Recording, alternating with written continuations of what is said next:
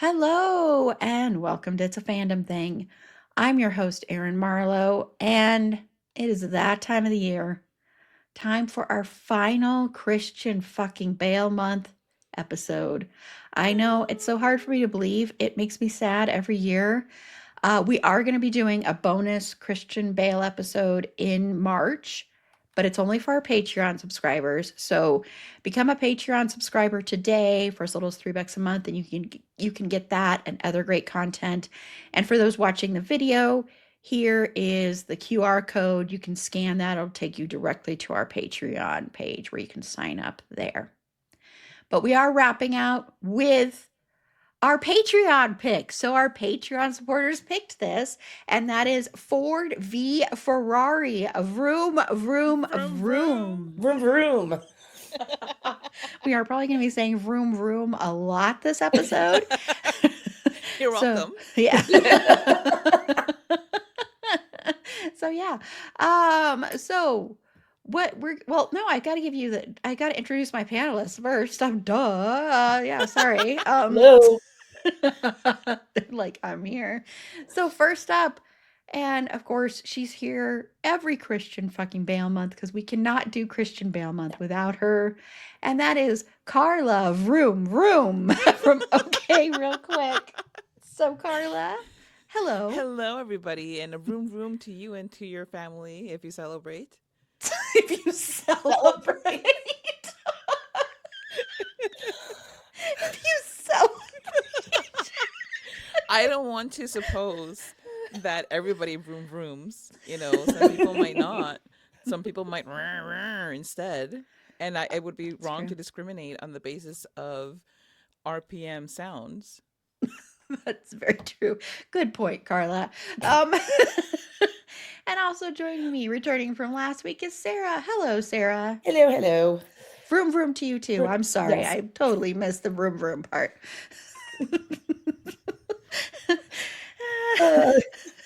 My panelists are all gonna leave. No, we're not. But first up, we are spoiling this movie. I mean, It's from 2019. but not even that. This story is from the Yeah, 60s. true. So, and this is a movie they've been trying to get made for like over a decade. They had been trying to get this movie made. It was, who was going to be in it for a little bit of time? Who? Which I do not know how they would get them back together again since they did not have fun working together before. Tom Cruise and Brad Pitt. What? Yeah. But that fell apart. Plus, the cost of that was just astronomical. And Tom Cruise was going to play Matt Damon's role, and then Brad Pitt was going to play Christian Bale's role. Wait, I'm trying to wrap my head around this, and I'm just hang on. I need a sec. I'm trying to envision this in that particular order. No, I mean no, thank you. No. But also just I can see why they would have wanted to do that, Yeah. but I'm so glad that they didn't. Yeah, it even got to like a table read and everything, wow. I think. And then they scrapped it. A lot of it was for money, but yeah. And we are thankful for that. Yeah. Well, and famously, when Tom Cruise and Brad Pitt did Interview with the Vampire together, which Tom Cruise was very committed to his role and did a great job. Brad Pitt was awful in that movie, and he hated being there. He didn't want to do it. He tried so much to get out of the movie when they were doing it, and they said it was going to cost him like millions of dollars if he did that. So he did it. And you can tell that he didn't want to be there. And apparently, supposedly, Tom Cruise hated working with Brad Pitt because of this. And also he hated supposedly working with him because Brad Pitt smelled so bad. So this is supposedly, allegedly. I can see that. So yeah. But we didn't get that. We got what we got. We got what we got, okay? We got what we got. And also, I love that. And also, as you can see, Michael Mann is a producer on this. Michael Mann was set to direct this for a long time. So, yeah. Okay, so this is from IMDb. Ford V Ferrari from 2019 is about American car designer Carroll Shelby and driver Ken Miles, who battle corporate interference and the laws of physics to build a revolutionary race car for Ford in order to defeat Ferrari at the 24 Hours of Le Mans in 1966. Sorry, I had to be dramatic about that. It was directed. It was directed. Directed. It was directed, but it was. I did it again. I think we should make that a new word. Directed. Yeah. It was directed by James Mangold, written by Jez Butterworth, John Henry Butterworth, and Jason Keller. And it stars, and this is in credits order, verified as complete is what it says below this. I don't know. I've never read that before, so I just kind of read it. Matt Damon as Carroll Shelby, Christian Bale as Ken Miles, John Barenthal as Lee Iacocca. I'm so sorry. I should have looked this up beforehand. Catriona Belfi as Molly Miles. She was listed as Catriona Belfi, spelled differently, I guess, because I'm like, wait, isn't that the same name? Josh Lucas as Leo Beebe, Noah Jupe as Peter Miles, and Tracy Letts as Henry Ford II, Remo Garoni as Enzo Ferrari, and Ray McKinnon as Phil Remington. Little trivia about me.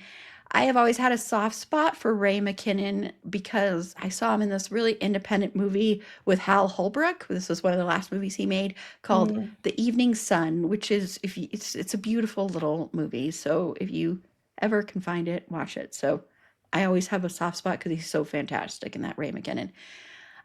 Okay, so what I first want to know, and I hope you will do me the pleasure of actually saying it in Vroom Vrooms. So on a scale of 1 to 5 Vroom Vrooms, Carla, what do you give Ford v Ferrari? I saw that, Sarah. I'm going to do math here. I give it vroom, vroom, vroom, vroom. That was 3.5? 3.5 rooms. Yes. Okay, yeah, I loved that. How you did that. That was amazing. It just shut off right there. Yeah, it did sound like it was just like, oh, engine cut off. Engine died. Sorry. So, Sarah? Vroom, vroom, vroom, vroom.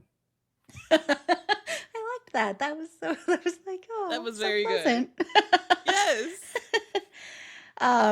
Vroom, vroom, vroom, vroom. So I give it 4 as well. So that would average out probably to 3 3/4. I don't know. Yeah. Something like 3 3/4 that. rooms. Yeah. You didn't tell us that there was going to be math. I know. I'm caught off Math guard. is scary. And I was not ready. Yeah, I was not prepared for math. Oh, I forgot to mention with the cast list. This is very, very important. Honestly, it is. So Sibby Blazek, who is credited as Sibby Bale, who is Christian Bale's wife. They've been together. They were married in 2020, so they've been together for a long time. They met through Winona Ryder when Christian Bale did Little Women because Sibby was Winona's personal assistant. And Sibby is one of the stunt drivers in this movie. Oh, really? What? Yes, which I think is so amazing and so cool. Wow. So That is so cool. Oh my gosh. That is very cool. isn't that cool? So I had to just mention that as well. So Carla, since it is Christian fucking Bale month, we're going to start with Christian and his character Ken Miles, who is of course a real person, was a real person. So your thoughts on Christian Bale and the character, or I know he's real, but still the character. He did such a it was a really good performance, and he feels like a good he feels like a real person. That's like just one of the gifts that Christian Bale has is, he takes somebody who was a real person, had their own personality, their own everything, and you're watching it and you're just caught up in the story and in what this person is experiencing through what Christian Bale is doing on the screen. in a way that I think other than Katrina Balfe, I don't think anybody else really did that on in this movie.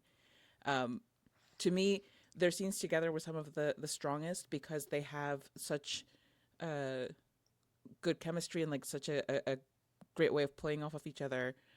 Um, his and I was thinking watching this, it's amazing that somebody who can play characters who are more reserved and more, like very intellectual and in their own heads can also do something like this where this character is very external and doesn't really process things internally before he just explodes and is just does everything outside of his brain.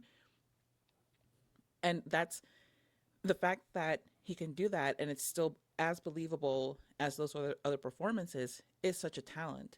Because I think that there are just a lot of performers who aren't necessarily as strong in that regard, where you can believe them in, you know, any of that spectrum of those, internal versus external. Um, I liked that he got to use an English accent. Yeah. I thought that was pretty neat. And it's also like so funny to me having watched him do so many American performances and watching him and this being the one where you're like, right. Yeah, he does that. Because, and I do wonder how many people went into this movie and were like, wow, he does such a good English accent. My gosh. Probably a lot of people. Why could Probably that a lot. be? Yeah. Because to this day, like I'll be watching, a TikTok or a YouTube video about an interview with him. And people are like, today I learned that Christian Bale is actually English. And it just cracks me up because it's, as Bale heads, as people who study his oeuvre extensively over the course of years, we know this. But, not everybody is like as steeped in that to the point where like, oh yeah, we know that this is not his actual accent.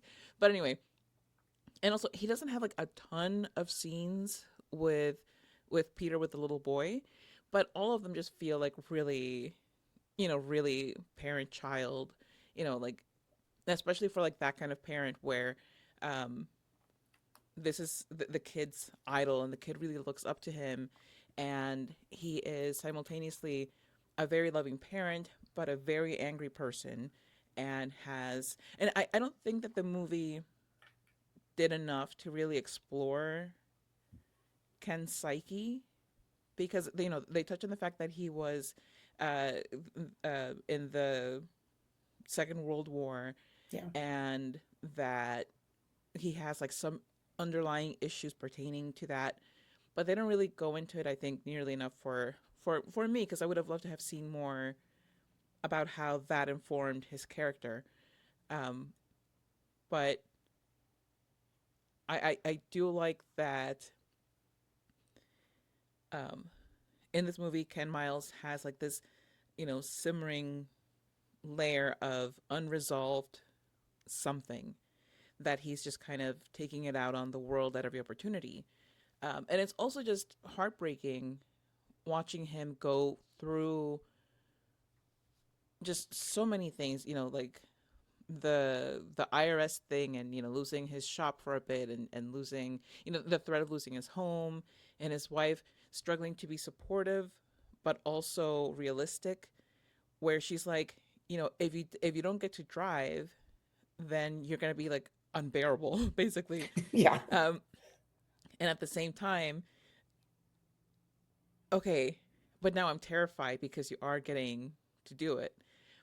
And one of my absolute favorite scenes is when she's like behind the wheel of the station wagon and it's like, oh, you want to play, let's play. And it's just like takes them on like this crash course through their suburban town. It's just like, oh, okay, you want to not tell me stuff, okay, hang on to something because I'm gonna make you fly out the station wagon door. It's hilarious. It's absolutely hilarious, like the fear in his eyes. And it's a movie scene, it's choreographed, it's stunted to, to the high heavens, but he looks genuinely petrified, and I Yep. love that. I love that. And it's just like, it's a very heightened thing, because in relationships, partners will fight, and when there's a partner who is not very forthcoming about something, when they're just keeping something to themselves, and they are trying to kind of do the right thing for the right reasons, but they're going about it in a way that excludes their partner, and it's affecting their partner in big ways. Yeah, a confrontation is going to need to happen. And this movie just happens to happen hilariously. And I appreciate that. It was so good.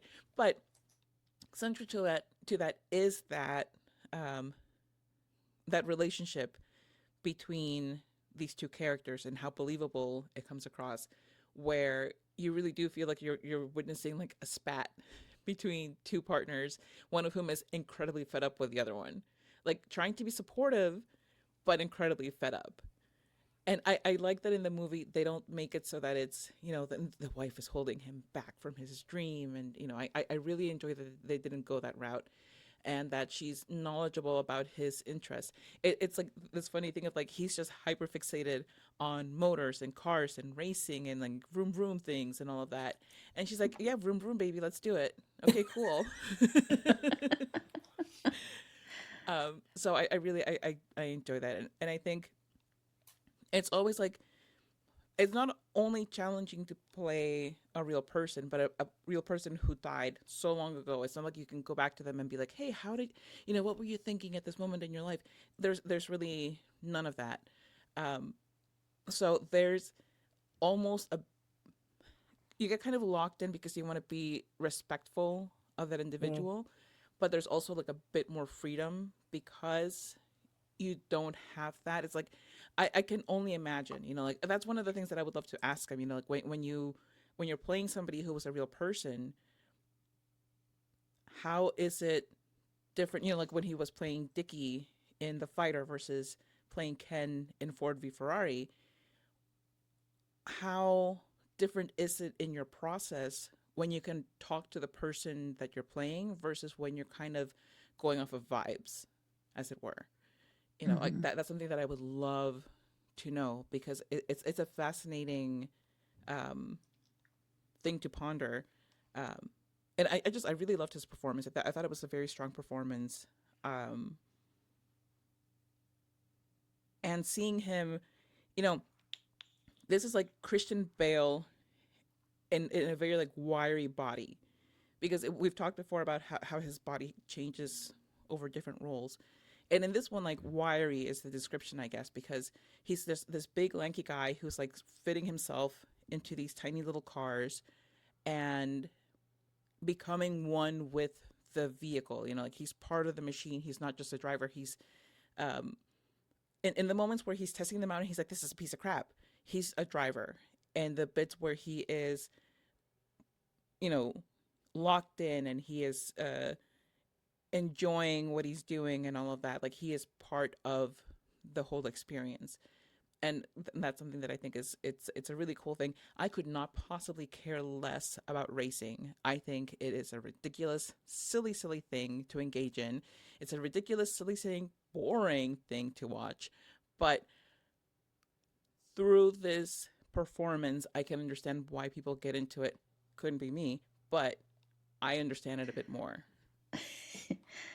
Yeah, yeah, and just to let everybody know, to prepare for his role, Christian took race driving lessons at the Bondurant High Performance Driving School, and the Mm. school's founder had been friends with Ken Miles. So Bale got to hear stories of the 1960s racing Oh. scene. I know, Fergie. Hi, Fergie.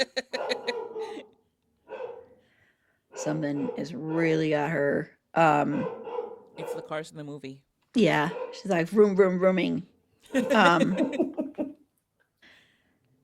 I'll read this when I come to me. So and I'll just redo that since she's going nuts. So Sarah. um, I think this is probably one of my favorite performances by him. Um, I kind of went in blind because I didn't really know the story, the background. Um, I'm not into racing. Um, I like Carla. I found it kind of an odd sport. I have been to a NASCAR race and it was fun, but lots of rooms there. Um, but no, I absolutely loved his performance. Um, it did feel very real to me. Um, the interactions between him and his son, you could just tell that, despite he obviously has some PTSD going on, or so it seems. Um, he's still a very loving, caring husband and father, and he absolutely adores his son. And you could see just from their relationship how much his son looks up to him, and how supportive the whole as a whole family, um, how supportive they were and encouraging to him. Um, I really don't have too much more to say. Um, More later on when we talk about the ending, because I didn't realize what had happened. And I looked it up, and there's an interesting conspiracy theory regarding the crash. Oh, It was weird. yeah, you'll have to share that when we get Yeah, to I'll the share that ending. later when we talk about the ending. Huh. Because yeah, I was going down the rabbit hole a little bit, and it was like titled, the real story behind and what they missed or something. Yeah, Huh. I'll read it later. But yeah, I'm like, oh, apparently we now have conspiracy theories about the crash. Whatever. That's Because not of course there's surprising. conspiracy theories. Yeah, Naturally. of course. Why not? Yeah. But I mean, overall, I thought he gave I don't think I have a criticism of Christian Bale in almost any performance I've seen of his. Um, he's always I think he's always fantastic, but I'm a little biased because I absolutely adore him. So Yeah, I mean, I'm very biased too, but I don't like him in Public Enemies like at all. I haven't seen that one, so I I can't. actually think that's like a horrible. Sorry, Christian. We still love you. He's gonna cry. um, so what I was saying earlier before Fergie so rudely interrupted me, um, Fergie.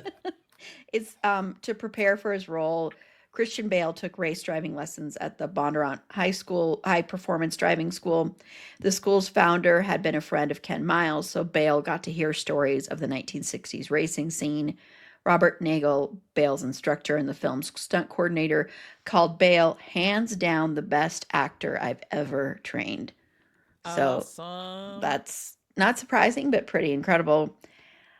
Yeah, and part of the reason James Mangold wanted to give this role to Christian Bale is he wanted to see Christian Bale do something where he could be funny, have a little bit of humor in it, because he does have some funny scenes. He's kind of silly. He's kind of letting loose a little bit, you know. And like I have said, we really, because he's so funny, and so we really need to see him in more comedic roles. I agree. He's so good in this movie. I watched this movie for the first time a few years ago, like right at the wrap up of Christian Bale Month, and I had never seen this movie. Mm. And I was like, I'm going to be bored to tears. I'm not going to enjoy this movie, but I'm going to get it over with.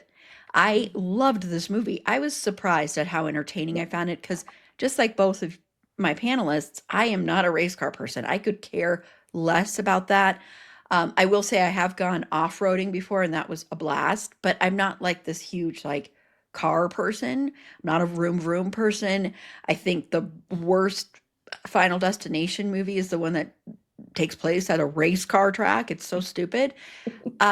So it's not my thing. And I was like, this is going to be just boring, just watching these cars just race. But somehow it is very entertaining. And a big part of that is Christian Bale, his performance, and you can tell he's having fun, and you can tell like he is like, I don't know, like tapping into something that he hasn't been able to play before. Mm. And he has great chemistry with the people he's working with. And I agree, the scene with his wife when she's driving the car is one of the best scenes in the whole movie Oh yeah, because so of good. their chemistry and because of her and her taking him like when they're about to round the corner and he's like, you've got to slow Yeah. down and watching that and the hubcap falling off and like the whole thing is great because what they do with this that is so rare because this is a very male dominated movie. She's really the Mhm. only woman in the movie. And that's a main character. And what they do that usually you don't see in these movies is they give her some kind of agency and something that's more than just the supportive doting wife. Mm. And I think that's why her character works so well and why that scene works so well. And then I love that at the end when he's like, $200 a day. And she's like, Yeah. what are you now? Why aren't you doing this? Because back then, like you look at that now, like there's Yeah. trivia, and with inflation, that would be over $400,000 a year he would be making. So back then, that was like, she's like, what are you nuts? You got to take this $200 a day. Exactly. Exactly. He said Yeah. that and I was like, wait, $200 a day. But back then, Yeah. wait, sir, that is so much money. I Yeah. know, I know. And she's just like, how could you even be thinking about this? You should just be doing this. So I love their chemistry and I love that her character is not just this supportive nothingness, you know. And she has like she's a real character. She's more fleshed out than you usually would see in these movies. Mhm. And I did forget to say that Noah Jupe plays their son, Peter, and just saying that he's also in the movie Hamnet, and so is his younger brother. Oh. Oh. And he plays, I'm not going to tell you who he plays in the movie because, and his younger brother plays Hamnet in the movie. So just to let you know. And they've been on the red carpet together, and they are so adorable together. Carla and I have been sharing it So, on TikToks. yes. Oh my God. They are the cutest. It's like the kind of sibling relationship that you pray your kids have when Yeah. you have multiple Aw. children. Oh, they are so flipping cute. Like, he goes and he holds his little brother, and the little brother's just like, being a cute little tiny child, and he's just looking at him like, I'm so proud of my little brother. Oh my God, it Aw. melt. Yeah, Oh, and his little brother is outstanding in Hamnet. I mean, one of the scenes is incredibly hard to watch, but he is. And I guess before they filmed that scene, sorry, this is a total tangent. Before they filmed that scene, he came on set and he said, "I'm getting ready to break everybody's heart." Like, oh my God. that just That's cracks me up. awesome.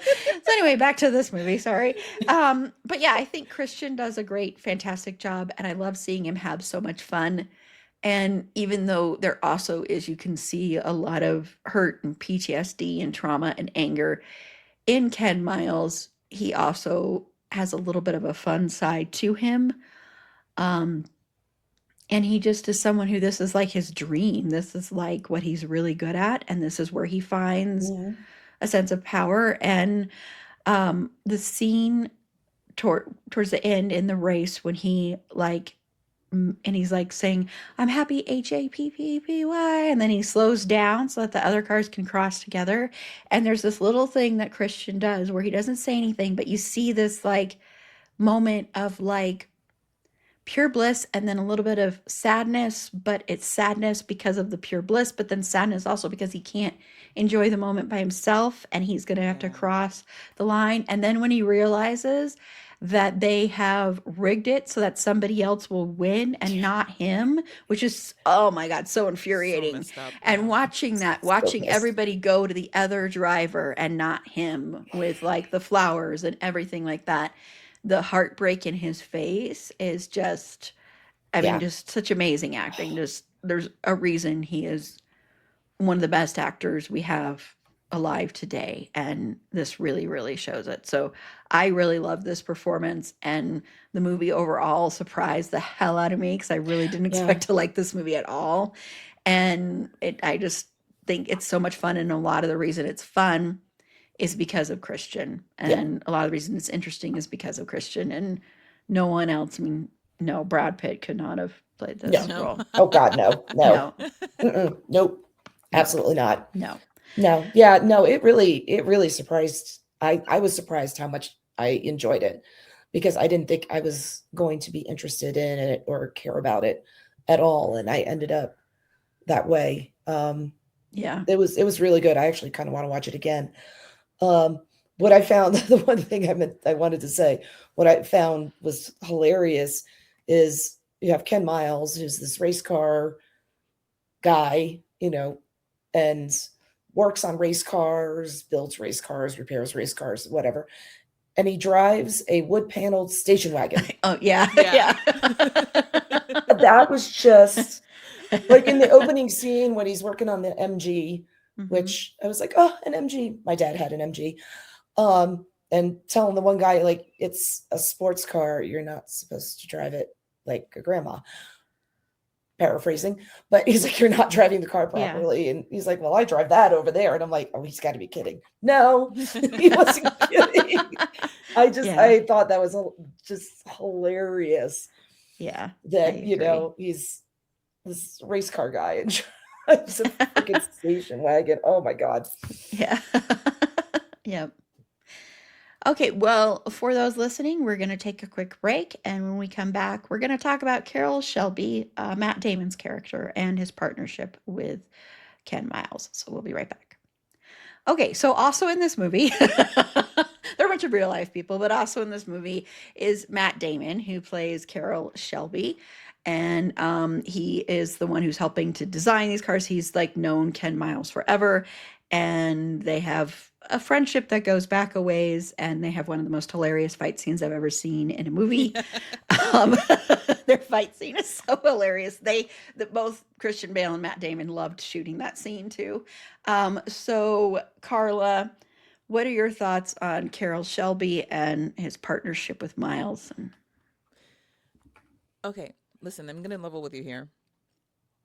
So, was Matt Damon kind of phoning it in? Because it felt to me, I was not taken in by his performance. It didn't feel like anything to me. It didn't feel lived and it didn't feel like anything. And they could have literally cast anybody else except for Brad Pitt or Tom Cruise. Tom Cruise. And it, and they would have been more convincing to me. And also, like, what was his accent? Like, the guy's supposed to be Texan, and sometimes he sounds a little bit Texan. Sometimes Yeah. it sounds like he forgot that he's supposed to be Texan, and then he throws in like a little like twang in there in the middle of a sentence, and then he forgets again. So I was more distracted by the accent and then lack thereof, and then accent again, than into the performance. So I don't know, like I didn't think Matt Damon was particularly good in this role. It's not like, because so many of the other characters I thought were like so good that I would have been hard pressed to think of anybody else who could have done those roles. But in this particular role, I was like, almost anybody else could have been this character, and it wouldn't phase me in the least. I'm not even a Matt Damon hater, like I'm a Matt Damon apatheticer. You know, he's there, and that's fine. I Mhm. have no big feelings about him one way or the other. But I was like, eh. As far as um, Shelby himself as a person, and this is a movie, so um, what do we really know about real life versus this thing? I'm, us specifically, because we're not, gearheads, so it's not like we have an extensive depth of knowledge of, oh, well, this is what like the real deal in the relationship. I don't know. It seemed to me like he was doing his best to do right by Ken, but he Mm. also, part of doing right by Ken is keeping him employed. And sometimes the best way to do that was to cave in to the demands of corporate and be like, look, man, I really, I was pulling for you, but they don't want you in this position, but I want you employed. So, you're going to keep working for the company. You're just not going to be the driver. And I thought that that was like, honestly, like a really beautiful and kind thing to do as a friend and as a coworker, even if they're not friends, as somebody who holds somebody in any kind of esteem, to think, you know, I could just throw everything behind this guy that they actually want and help, coach him and guide him to become a better driver. Um, and he may or may not ever be as good as Ken Miles, but we can do our best to get him there. It was never like that. He never, according to this movie, did anything but try to put Ken in the best light possible. Mhm. And it's not his fault that Ken just was not cooperative in that regard. Um, and I think it's also, just a really interesting exploration of corporate politics, where you have to Yeah. ingratiate yourself to somebody for them to take you seriously, and they're not even looking at the big picture of, I may not like this person's personality, but they would do an incredible job for the company. So, you know,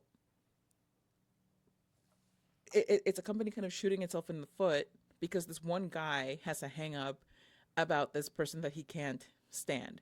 And all because the guy had the nerve to say this car is crap, which objectively was true.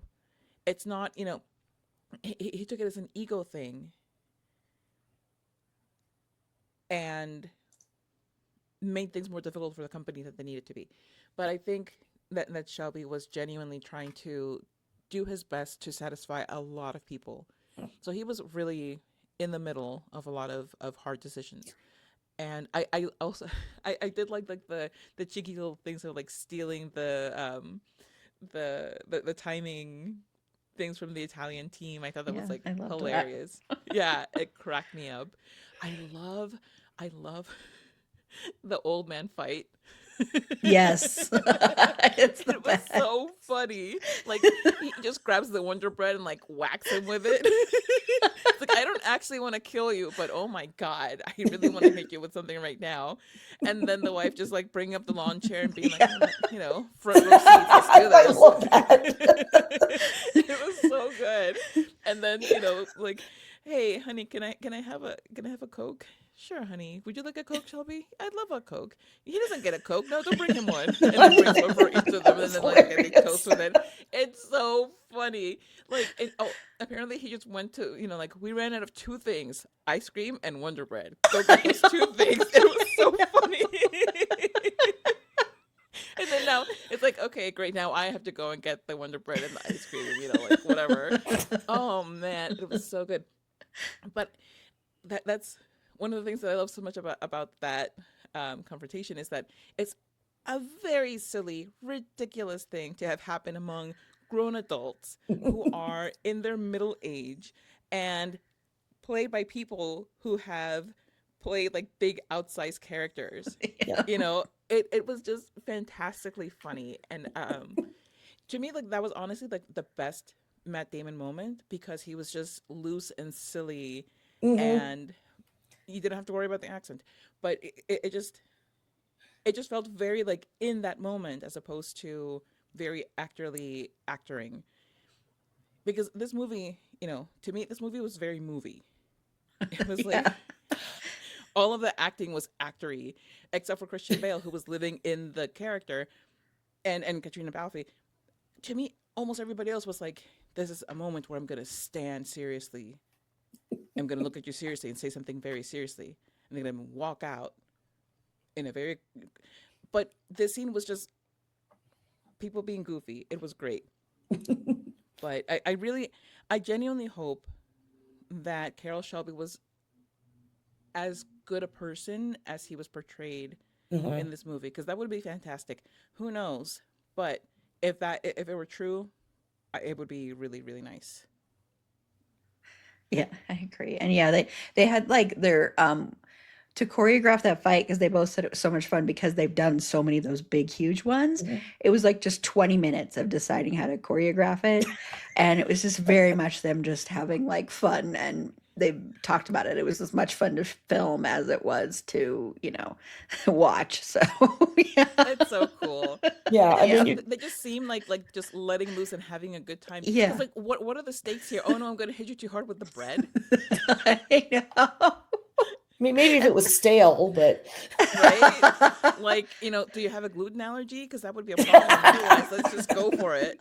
Well, in the moment when Ken is holding up the trash can lid, and Yes, then Carol like punches it, and then you hear Ken say, "Are you okay?" it's so see, silly. It's so silly. It was so that good. that's a sign of a true friendship right there. Yeah. Exactly. It's like one of those, and watching the wife just be like unfazed, like, okay, The whole lawn chair thing. these Oh my god, boys. this is going to be entertaining. Let me Yeah. grab a Yeah. let me grab a seat. So Sarah. Um, yeah, I don't have. I mean, Carla kind of summed everything up there, so I don't have too much to add. But yeah, I kind of agree. I'm not the biggest. I'm not a huge Matt. I am apathetic about Matt Damon. I'm not a huge fan. I don't dislike him, but um, he was that Fergie again? um, She feels the same about Matt Damon as we do. yeah, oh, she agrees with me. I see. Thanks, Fergs. Um, yeah, I mean his performance was just, eh. um, I, he he was playing. I feel like he was playing Matt Damon. Um, Yeah. and the accent thing. I picked up on that too. I'm like, is he supposed to have an accent? What's going on here? Because yeah, every so often that little Texas twang would come out, but then he would sound like Matt Damon again. So whatever. As for Carol Shelby, um, um, yeah, like you said, I really hope he was as good of a person as they portrayed him. Um, I don't know anything. I really didn't know anything about him, other than that's how the Shelby Mustang came to be. Um, that's really all I knew about him. But I mean, it seems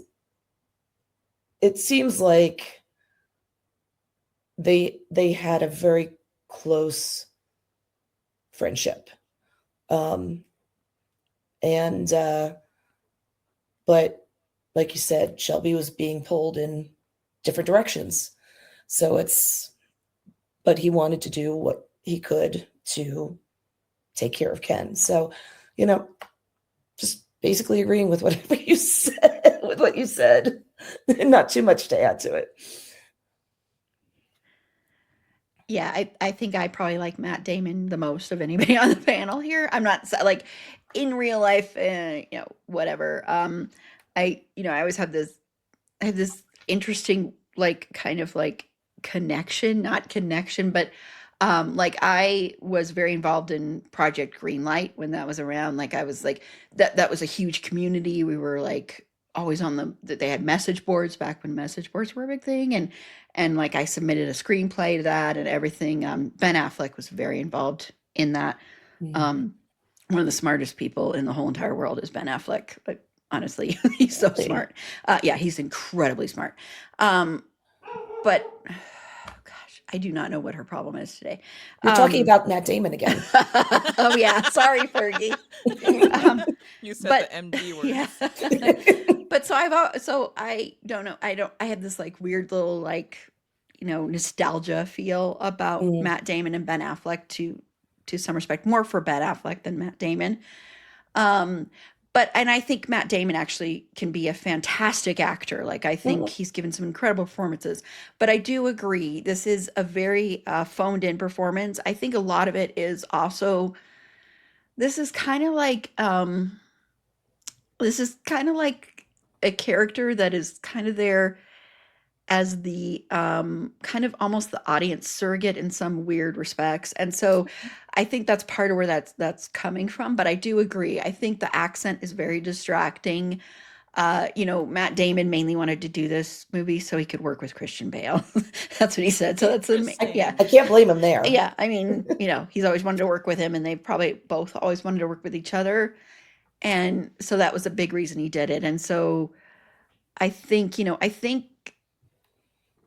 does okay, but he doesn't seem to fully commit, like you both have said. Yeah. I do think one of his best scenes that isn't the fight scene is the scene at the end with Yeah. Peter, with Ken's son. I think he does a really good job in that. I also really love, mainly because of just what goes on, I love the scene when he locks Josh Lucas's character, Leo Beebe, in his office. That is hilarious, so that he Yes. can go take Henry Ford out, Henry Ford II, out on a That's funny. ride.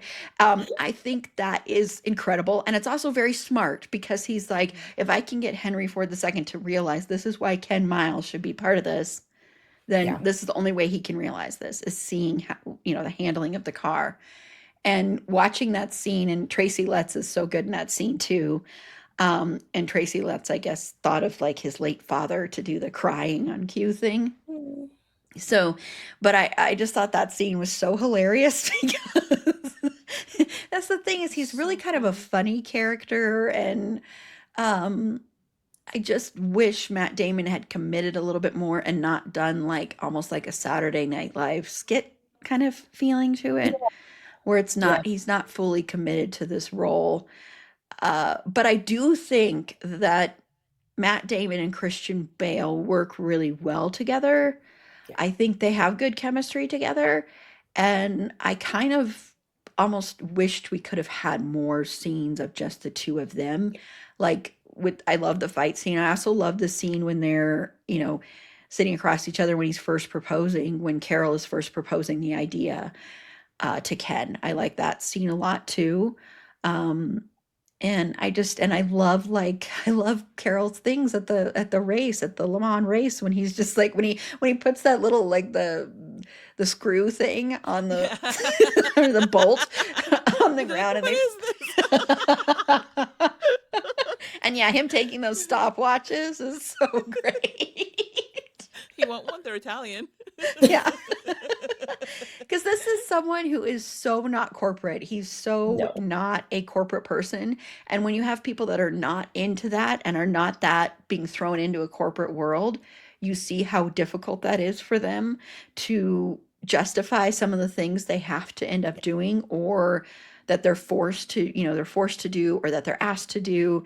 And that's an interesting examination. I just wish Matt Damon had committed a little bit more to that, because he can. He's got the talent to do it, and I just wish he had committed a little bit Yeah. more. So, yeah. Okay. Well, what are your brief thoughts, Carla, on the other characters? Because there are a lot of people in this movie. There are so many people in this movie. Um, I've already talked a little bit about um, Katrina Balfe and how I think her performance was so good, and it goes so well with Christian Bale's Christian Bale's performance. I also love the scenes with just her and Peter, because when they're by themselves and they're watching the race on Yeah. TV, um, I I like that they are just so both into it, but she's also looking out for her child, because he's scared. He's so Yeah. scared because he had just seen his dad almost die. So she's, on the one hand doesn't want to keep him from watching the race, even though that's gonna be very anxiety making for him. And at the same time, she has her own anxieties to work through. But I like the way that I like the way that she works with the other actors on the scene. Um, other than this, I've only really ever seen her in Outlander. So to me, like, I don't have like a whole lot of experience with her particular, you know, craft, but I've liked her in both of those things. She has a way of showing a lot of vulnerability and tenderness, but she's still like fiercely strong. And I really enjoy that about her as an actress, because this is a role in which you really needed somebody like that, who can do all of those things at the same time and go toe to toe with one of the greatest actors of his generation. Um, I also I really, I hated Beatty, but I loved the performance. Josh Lucas was so good in it. Um, he's a, a oh, an absolute, punchable human being. Yes. Everything he does is so sneaky, underhanded. He is full of ego, but it's still a very good performance because you buy into all of that and it all feels so real. And you really do want to punch this man in the face, and then you have to remember, no, it's okay. He's an actor doing actor things. It's fine. You don't actually want to punch him. You're gonna be okay. Um, uh, Tracy lets in that scene where he starts sobbing, and on the one hand it's hilarious, it is absolutely hilarious. The car stops, Matt Damon just looks at him like, so, and he's like, oh my god. Because on the one hand, that's one thing with these executives, is that they spend all of their time in meetings and eating fancy dinners and not interacting with the actual product or the people who use that product. And suddenly he's becoming one of the people using that product in the way this product is intended to be used. So Mm-hmm. he is having this, like, it's a huge change from his daily life and from the way that he lives his life. Um, and like, I'm sure there were several moments where he thought he was going to die. So I think that, like, there's like a lot of catharsis going on there, because it's like his father's legacy that he's trying to uphold and surpass in a way, and also like this huge commitment that he's made mostly out of ego because he wants to beat Ferrari, not because he's particularly like into it. And then also just, as a human being experiencing all of these things at the same time, he's not aware that this is like all part of a ruse to get this one guy on the track. He's just feeling feelings, and it's hilarious, but it's also a little bit heartbreaking Mm. just watching a human experience all of this. It's still super funny though, don't get me wrong. um I was just like, sir, you're so funny. um I really loved Remo Girone as Enzo Ferrari, because, oh my god, so good, so good. And it really shows you how much this is all posturing and ego, Hmm. because Ferrari, he just wanted to make race cars, and he was there, boots on the ground, watching the thing the whole time, not going on a helicopter to get a fancy dinner. He's there with his people doing the thing. And even when, when he and his workers are doing shady things to get more money out of Fiat, I'm behind them 100% of the way, because this is somebody who knows his worth. Like, he knows what his company is worth, he knows what his expertise is worth, his process, all of that. And he's leveraging Ford's offer against this other company for the outcome of remaining in control Yeah. of his product.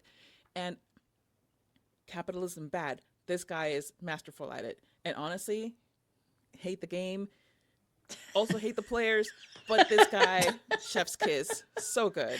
Um, I just thought it was really interesting. And also, he plays somebody who has, and I don't know that this actually happened in the race.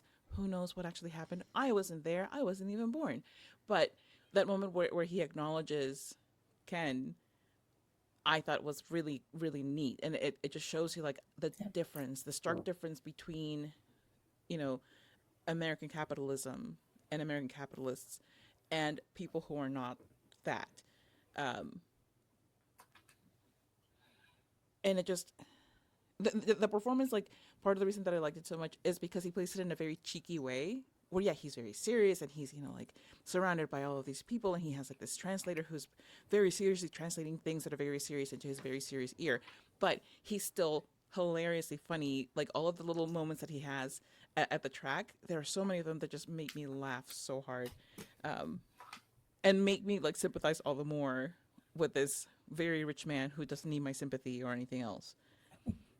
There are other people who also do good things, but those are the ones that I wanted to talk about and highlight, because, yeah, that kind of stole the movie for me. Yeah, I agree. Yep. So, Sarah. Um, not I'm not really going to necessarily touch on performances, more things that I learned, I guess. Like John Bernthal as Lee Iacocca was okay. But I didn't realize that Lee Iacocca was a Ford guy first, because I always associated him with Chrysler later Yeah. on. Because the first car I ever had was a Plymouth Sundance. They don't even make them anymore. And that car was such a lemon.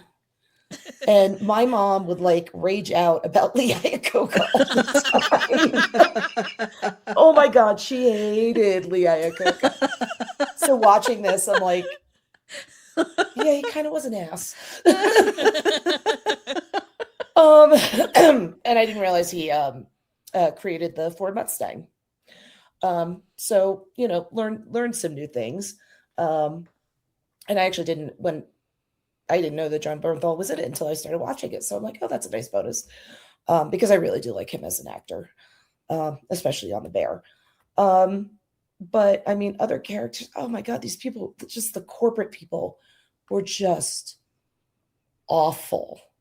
Like Josh Lucas's character, yes, very punchable. I've wanted to punch him since I saw Queen of the Ring, because he was just so slimy in that one too. And he plays the character so well. He just plays like a creepy, slimy guy really well, which probably means he is a delightful person in real life. Because that's usually the way it works. We've already talked about Matt Damon's performance.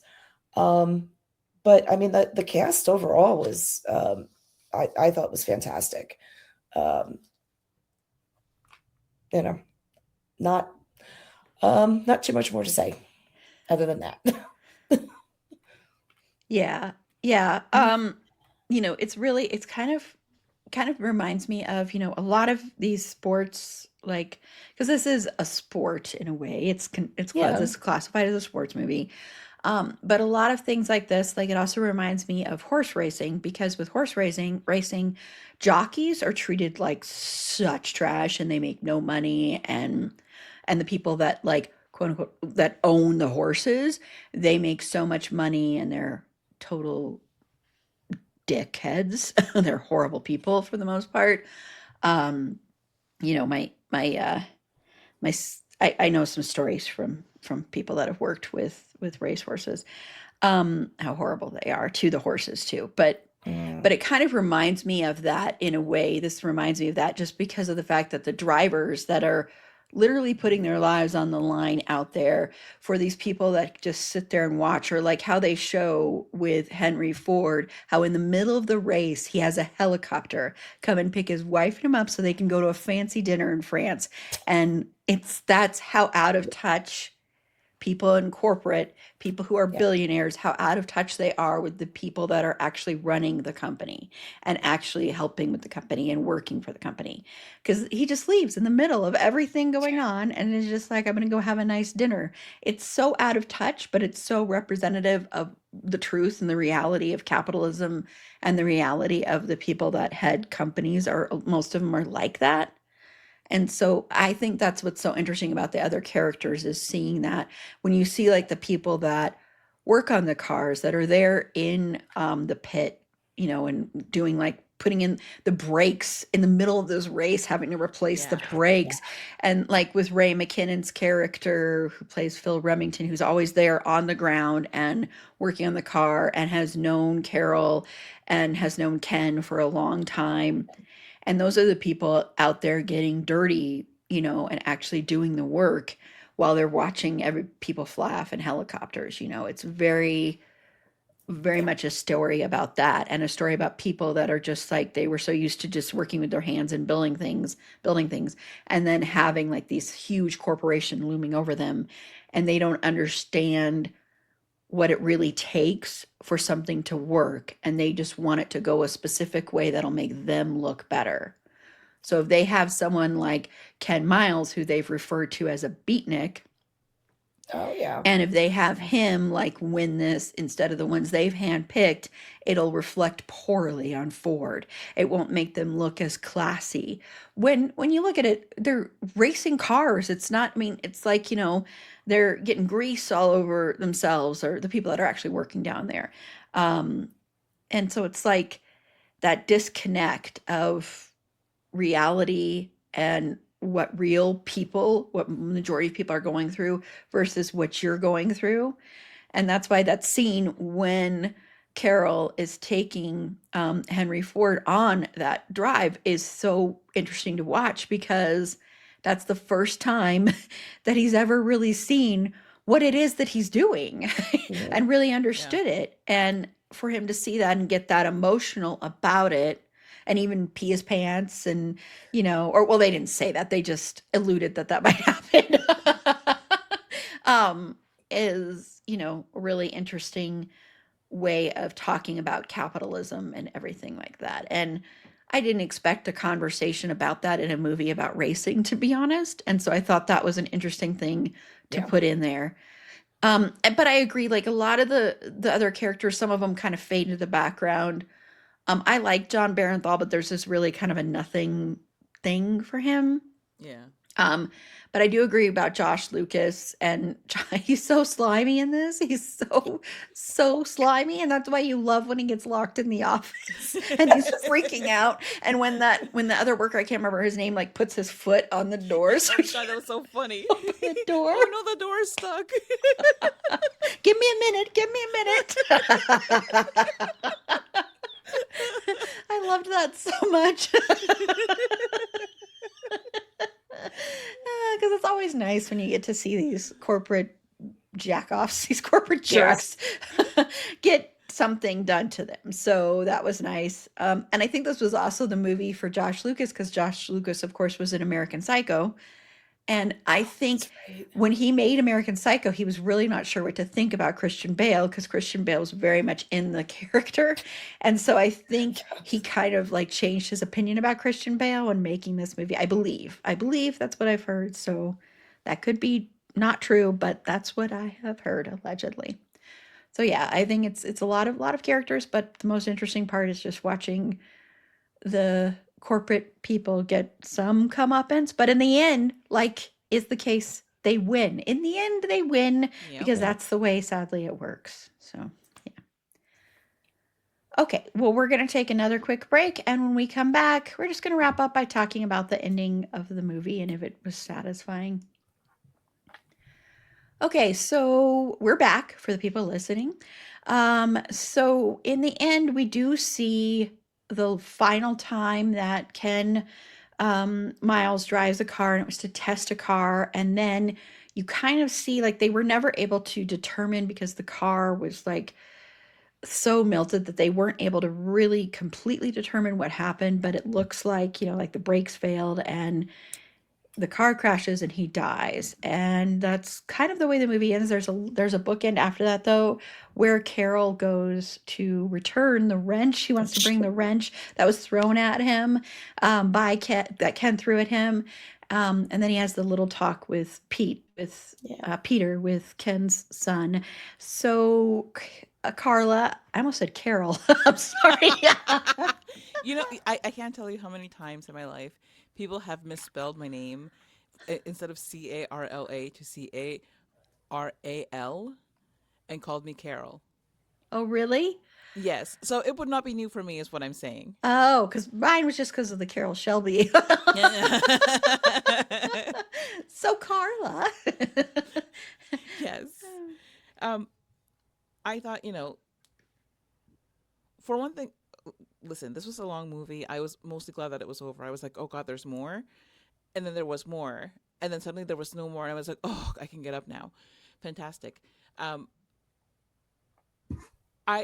so I had never heard about any of these people. I didn't know. I'm not in the world of racing, so I just whatever. Um, I looked up because I looked up Carroll Shelby to find out if he was indeed Texan, like I thought he might be, from the 2 seconds every 15 minutes that Matt Damon would use the accent. And indeed, yes, a Texan. And then I got curious about Ken Miles, and I put in Ken Miles, and then it comes up Ken Miles' death. I was like, oh shoot, because kind of like, oops, I spoiled this movie based on true facts. Uh, so I happened to read it like 15 minutes before. No, no, no, like halfway through the movie is when I read that, and so this whole so then I went through the whole rest of the movie with this anxiety about this man, like when he's gonna die. He's gonna die now. He's gonna die now. Is he gonna die now? Is he gonna die now? And then you think, oh wait, the movie's almost over. Maybe they end it right after Le Mans, and they're like, you know what? Good enough. We'll just tell you about it in like a little, blurb over some black and white pictures or something. And no, no, in fact, they do not do that. They show you. Thankfully, not graphically. I was very, Yeah. very relieved that it was not a graphic depiction of his death. For one thing, I think it would be, to me, like that kind of thing is often disrespectful and more for show than for substance. Um, and I really liked that. I didn't like that he died, but I did like that in this movie. You just see the plumes Yeah. in the distance and people rushing to him, and you know that there's no way, especially if you're like me and you looked up this man in the middle of the movie, and then you're like, oh, okay, well, this is probably the time. Um, but I thought that, again, not necessarily satisfying, um, because even with the scene with Carroll in the end, I it was mostly sad, and it was a weird ending to the movie, because I didn't know what the movie was trying to accomplish. You know what I mean? Like it was just a movie for the sake of the movie, and I don't know what they were trying to highlight, what they were trying to do. Um, it was a movie centered on Ken Miles, so I don't know if they were trying to like, commemorate his legacy for people who have been fans of his or who know about him, and bring his legacy to um, forward for acknowledgement. I didn't know if this was a movie about Carol Shelby, because they didn't really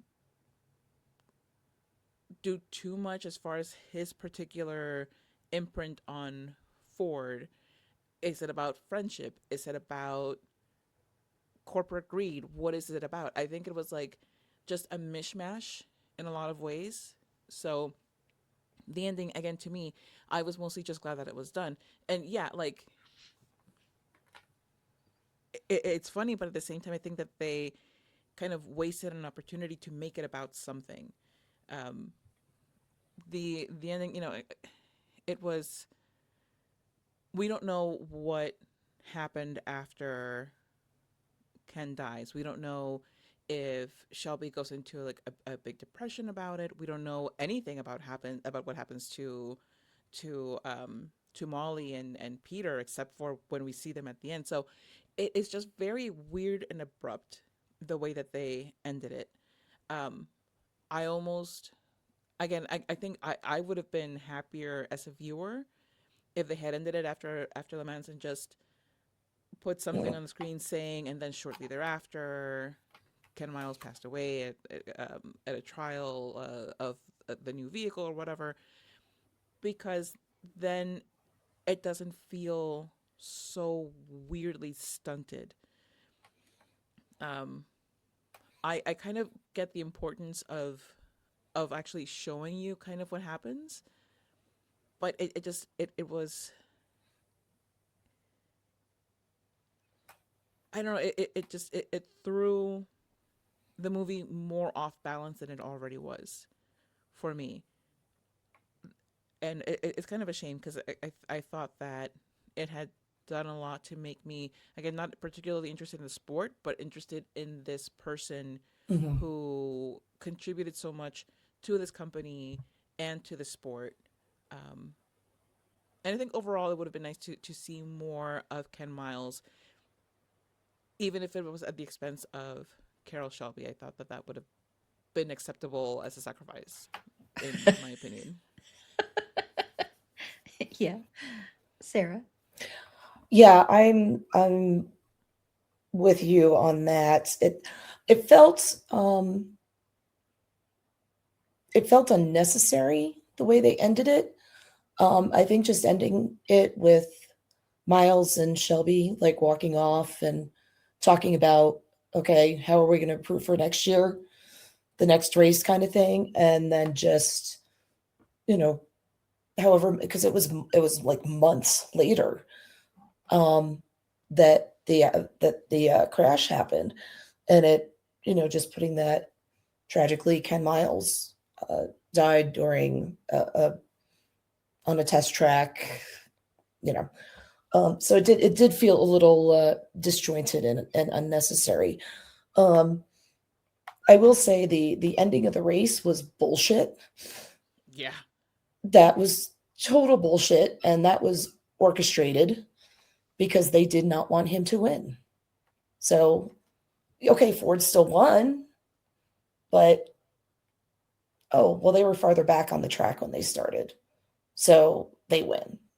I don't think that's how it works, but apparently it did this time.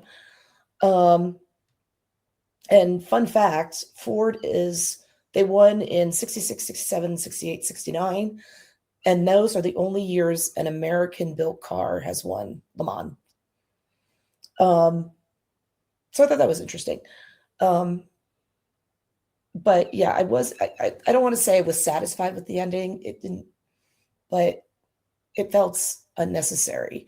So I went down the rabbit hole, a little bit of a rabbit hole, not a big rabbit hole, just Oh yeah, the a small one. conspiracy. Yeah, it was. I found a link to an article, and it was, did the ending of Ford v Ferrari feel abrupt? Well, yeah, that's because it was. So that seems to be a thing. So this is from Car and Driver in 2023. That there's a they go through other stuff about Ken Miles, but this says now comes another mini mystery that, although intriguing to motorheads, is unlikely to trigger much interest with Dick Wolf and his Law and Order scriptwriters. I don't know what it has to do with Dick Wolf, but whatever. It reached me via a retired San Jose, California police officer named Fred Jones.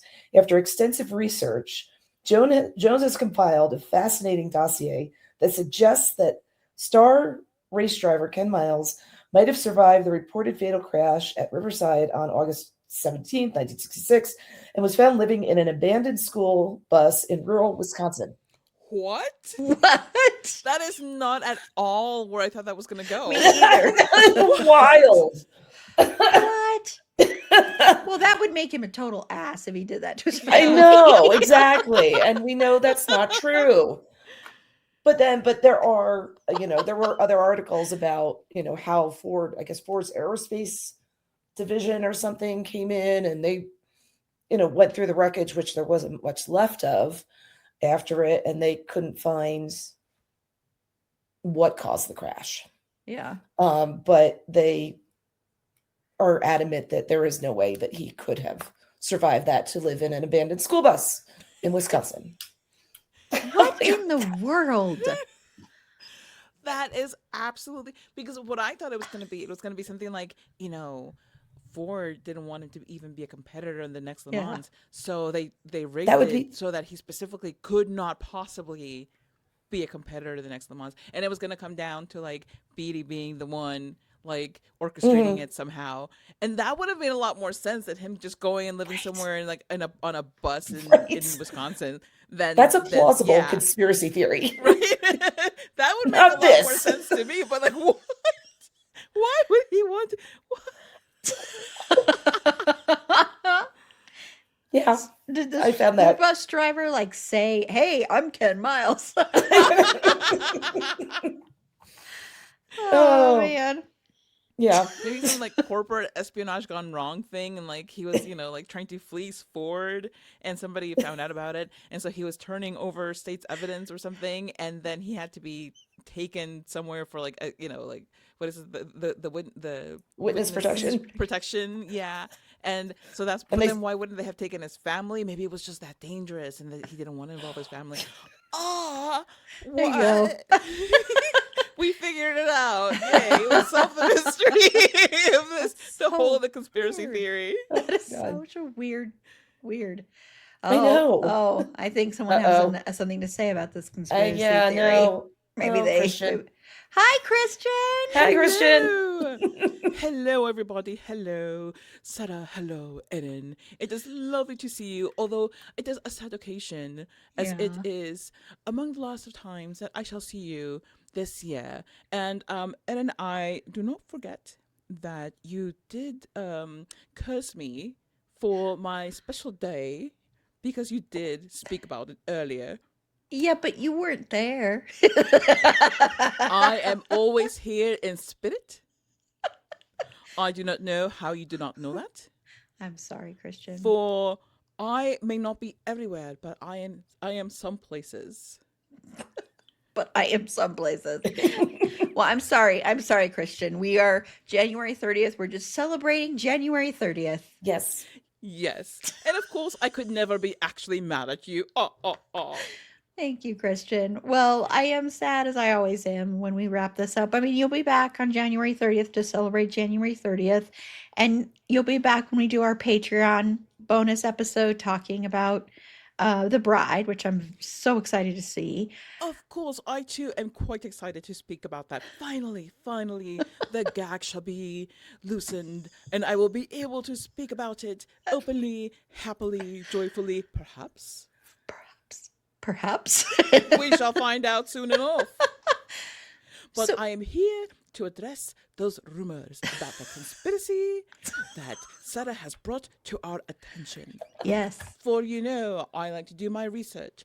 And although back when the movie was made, there was not quite as much access online as it is now. I don't mean as far as there being access at all. I just mean as far as there being so much that can be made up through the use of AI.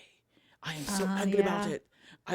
I'm so just the word artificial and intelligence together in a sentence makes me want to scream. I'm so mad about it. I hate it so much.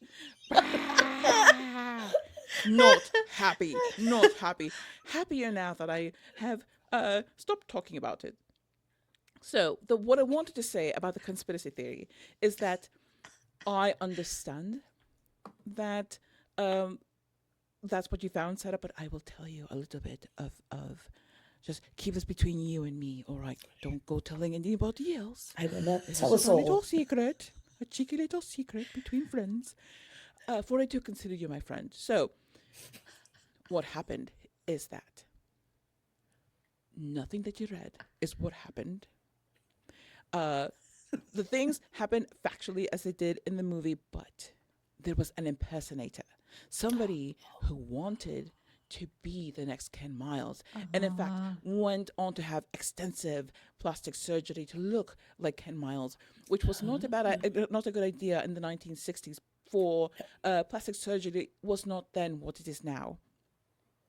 But this person did go around planting seeds of ideas of, I'm Ken Miles and I'm actually alive and in Wisconsin.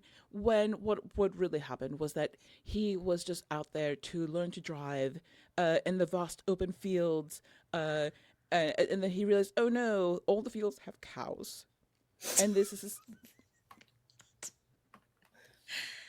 very complicated. Do not worry. I do not want you to get the impression that there was any harm to the cows. No cows were harmed Oh, good. in fake Ken Miles's attempt to learn to drive on the vast open fields of Wisconsin. Everything is all right. And, I often just stop and think to myself, oh, was it perhaps, a mistake to leave that out? For the people should know, the people should have all the facts, and the people do demand answers, so I'm here to give you those answers, even if it is just here, just between us, and never to be shared by anybody again, right? Cool. All Right. Yeah. Nobody We else will are be all- watching this, hearing it.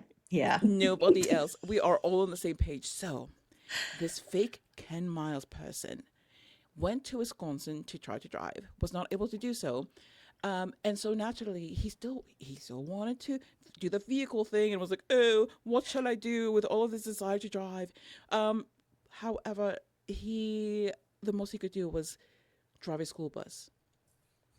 He was not only not capable of learning to drive a proper, um, roadworthy vehicle, he also was not very good at being a bus driver. So sadly, he ended up living in that bus. And this is what we must ponder. Why? Let us stop and think about a state of the world where a man cannot pursue his dreams Oh, to steal jeez. somebody's identity and become a world famous race car driver and must instead live on a school bus and write conspiracies about himself online. For that is, in fact, what happened. Ah, God, that's kind of depressing, Christian. it Thank is you. very depressing. Well, and then, Very sad. and let's ponder some more about this. Let's ponder some more about how, unfortunately, that is just sometimes life. And there is also a lot of happiness in life. Don't get me wrong. Life has sadnesses and it has happinesses, and that happens to be a not very happy story. But if it does make you feel better, it does also mean that Ken Miles did not abandon his family Yeah. willy Yeah. nilly or Willie Nelson. He simply was copied. Willy nilly or Willie Nelson? Oh my gosh. No willies of any kind were harmed.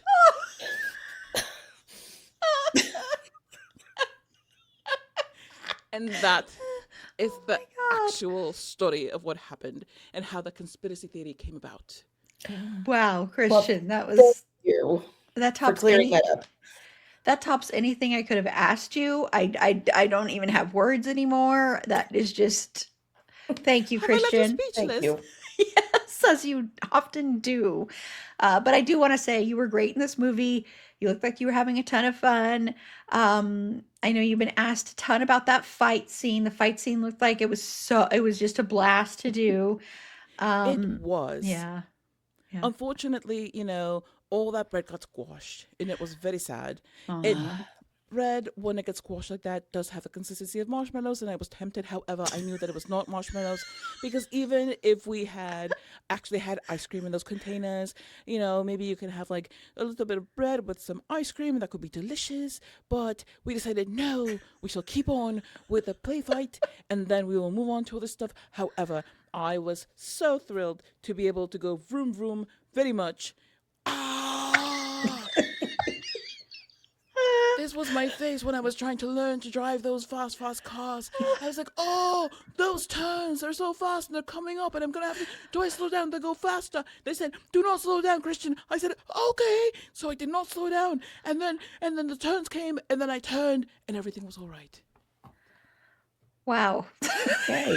You have taken us on an emotional journey today, Christian.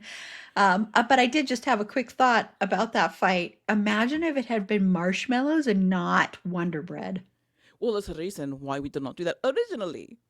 They had wanted to do marshmallows and ice cream because they thought, oh, it's a dad going to get a treat for his child. He wants to get marshmallows and he wants to get ice cream. They're going to have a delicious, delicious treat when the child gets home from school or whatever the case may have been. However, I did think to myself, if they do that, I will be too tempted and I will eat all of the marshmallows over and over. They will have to buy multiple bags, and I did not want to inflate the budget any more than it needed to be. I was trying to be cost conscious, so we went instead with Wonder Bread. Okay. Ah, that makes sense. Yes. Yeah, that makes sense. Yep. Are there any more questions that you might have for me regarding this movie? No. My brain is totally like gone from everything you said. So no, I do think this is a great place actually to wrap up. I don't have much to add for my thoughts on the ending. I do agree it was kind of abrupt. But I did, Christian, since I haven't asked you this at all this whole time, and since we are going to do 6 Degrees of Mr. Finwit Rock, who you've worked with before in The Big Short. That's right. Yes, yes. Lovely chap. Yes, he was. You could tell he was totally enamored with you. With the pictures are so much like what I think a lot of us would look like if we were in the same room with you, Christian. Where Oh, do stop. I was simply a man working with another man. We are just professionals working together. Uh, but I did want to ask you, and I don't know, did you happen to do like a 6 degrees of Finn Whitrock to connect Finn to this movie without using the Big Short? You know, I had so hoped that you would ask me, for I did, in fact, do just that. And Yay. I will tell you exactly who I chose because I chose very carefully. I thought very long and hard about this. And I went back and forth and I thought, oh, who in this long list of actors do I want to choose to talk about this? And I did my research beforehand. I gave it a lot of thought. And I finally decided on Josh Lucas, mostly because Carla really wanted to punch him very, very hard in the face. And I thought that as a treat, I would bring him up because even though he doesn't get punched in the face, by me anyways, we could, just punch out this segment with him. So, Josh Lucas was in J. Edgar with Dennis O'Hare, who was in The Normal Heart with Finn Whitrock and his beautiful locks of hair. Very good, Christian, and I love that you mentioned his beautiful locks of hair How because they could you are not? beautiful. Yes, they're Have you so seen the beautiful. man's beautiful, beautiful hair? I have. It's stunning. It must have been like really like when you have up close. It must be just even more stunning. I can hardly speak of it. It is just too much to bear. Too much to bear. Far too much, especially that movie when my hair was tragically not so nice. Yeah, that's true. That's true. Yeah, that's not fair. Yeah, yeah. Well, I know Sarah has something that she's doing right now, but thank you. Thank you My so much. husband came in and got needs his watch. Oh, well, Oh, hello, Sara's husband. I promise I'm not trying to steal your wife.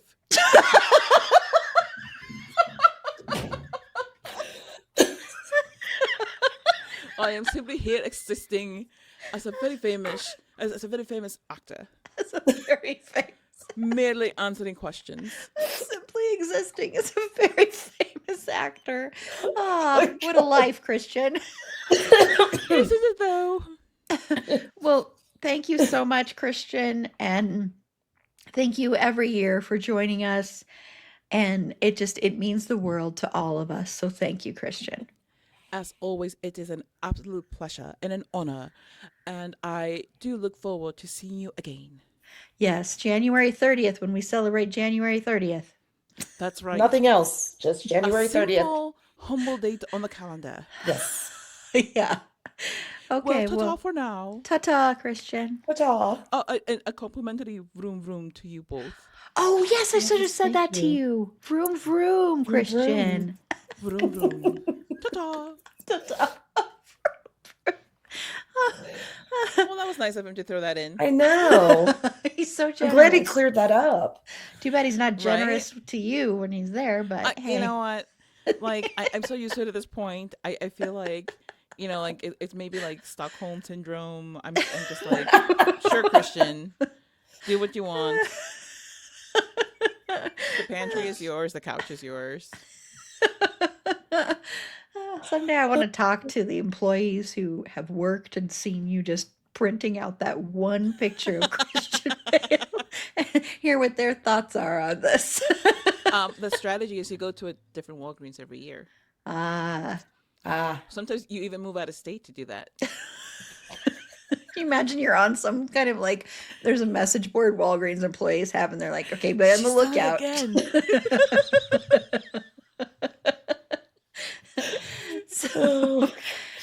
So, so Sarah, did you, Carla? I'm assuming you didn't have another 6 degrees of Fenwick Well, Rock, unless maybe you no, did. I Did mean you? like he's framing it as like a favor to me, but he actually stole the one that I was gonna do. So ah, That's rude. That's ah, rude. so I know. rude. So rude. So rude. So that was Carla's that Christian stole. So Not cool, dude. nope, not cool. So Sarah, did you?